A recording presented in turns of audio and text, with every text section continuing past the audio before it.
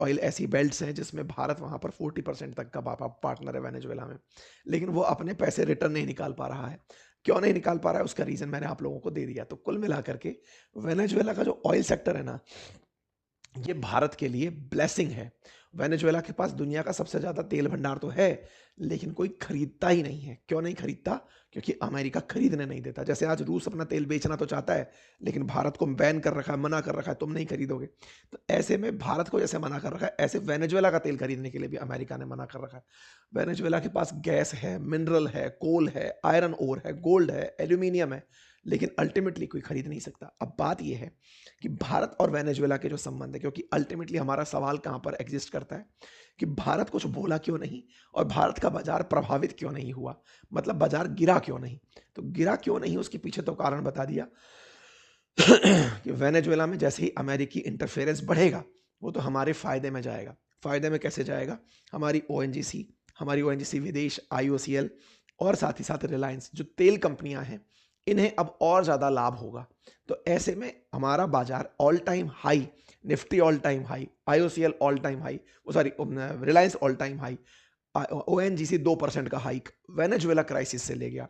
क्यों? क्योंकि हमें फायदा दिखाई दिया। बात करते हैं भारत और वेनेजुएला के संबंध कैसे थे, क्योंकि भारत ने कोई प्रतिक्रिया नहीं दी। इस पर क्या कहेंगे आप? तो देखिए, भारत और इनके बीच में एम्बेसी तो लंबे समय से खुली हुई है। भारत 65th इनके साथ एनिवर्सरी बना रहा था 2024 में। हम लोगों ने इनके साथ 1959 में डिप्लोमेटिक रिलेशन इस्टेब्लिश किए थे और 1968 में इंदिरा गांधी जी वेनेजुएला गई थी। और जिनको अभी इन्होंने उपराष्ट्रपति को बनाया है, वो 2023 में भारत भी आई थी, जिनका नाम डेल्सी रेड्रिगुज है। वो पीयूष गोयल जी के इनविटेशन पर भारत भी आई थी, ये रही। और वो विदेश मंत्री से 2023 में मिली भी थी। पीयूष गोयल जी से इनके जो मंत्री आए थे तेल वाले, वो भी मिले थे। तो भारत और वेनेजुएला के संबंध कोई हाई एंड संबंध नहीं है। इससे अंदाजा ऐसे लगाइए कि भारत 1968 में अपना पीएम भेजा था, तब से लेकर अब तक हमारा कोई भी इनके साथ में व्यवहार नहीं रहा। हाँ, लेकिन जो सेकंड इंटरनेशनल सोलर अलायंस हुआ था, उसके अंदर इनकी तरफ से इनके जो वाइस प्रेसिडेंट हैं वो आए थे। भारत के साथ में ये काफ़ी ज़्यादा कनेक्टेड रहे हैं, लेकिन दो देशों के बीच में कोई केमिस्ट्री साझा होती नहीं रही है।